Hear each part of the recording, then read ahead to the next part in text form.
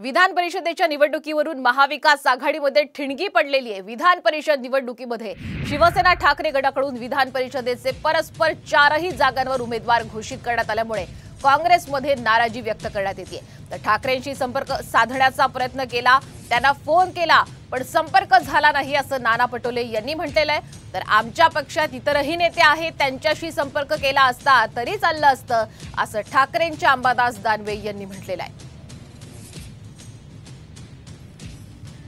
उद्धव ठाकरेंच्या शिवसेनेनं विधान परिषदेसाठी कोण उमेदवार दिलेले आहेत पाहूयात आपण ग्राफिक्सच्या माध्यमातून।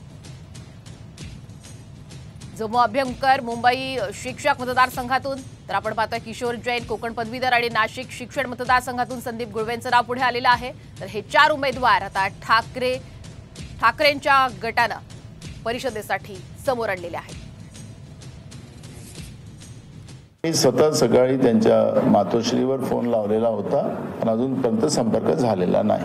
अजून मला कुठलाही संपर्क झालेला नाही हे मी तुम्हाला सांगतो। मला अजून आता कुठलाही चॅलेंज करायचा नाही आहे। माझी भूमिका आहे की जोडून घ्यायची आहे, आमची भूमिका जोडून घ्यायची आहे। आमची भूमिका कुठेही महाविकास आघाडी तुटेल अशा पद्धतीची भूमिका काँग्रेस पक्षाकडची नाही। शिवसेनेची एक संघटनात्मक ताकद आहे। मागच्या सुद्धा शिवसेना लढलेली होती आणि म्हणून 4ही ठिकाणी शिवसेनेने उमेदवार उभे केलेले आहेत। उद्धव साहेबांनी फोन उचलला नाही, याच्यासोबतच शिवसेनेचे नेते आहेत, देसाई साहेब आहेत, संजय राऊत साहेब आहेत, आदित्य साहेब आहेत।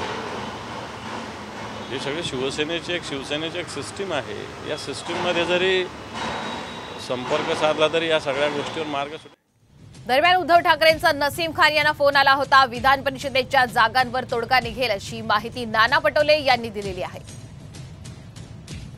अजून आता जवळपास बोलणं झालेलं आहे आणि आज रात्री ते सगळेजण बसून त्याच्यावरचा निर्णय घ्यायला त्यांच्याकडून फोन आमच्या नसीम भाईंना आलेला होता, उद्धव ठाकरे साहेबांचा, आणि मला वाटतं की मार्ग निघेल।